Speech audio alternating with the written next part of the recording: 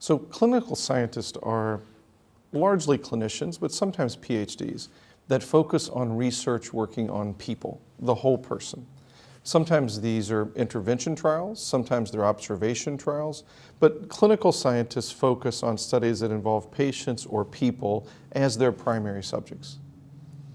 When you look at the various types of clinical trials that can be done, we can do experimental trials looking at novel medications and new treatments and therapeutic options. Sometimes they're behavioral science trials where you see how people are doing. Sometimes they're big epidemiological studies where you're just asking how does this group of people or patients do. But what the common theme with a clinical scientist is at the heart of all their studies is either a patient or a person that we're focusing the research question on. So clinical scientists, one of the really key things is they understand what the important questions are.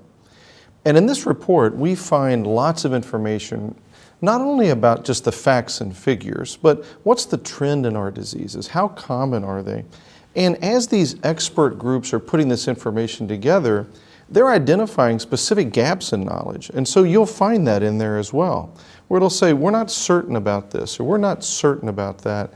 And as a clinical scientist, that gives you very fertile ground to know that a group of experts think there's still a clinical question there that we should answer, and leads us to sort of facilitate research and ask research, and in fact go to funding agencies and say, here's an independent group that says this is an important issue, or this is a trend, or this is a question we need to identify and better understand, and we think it will help facilitate funding for our research as well.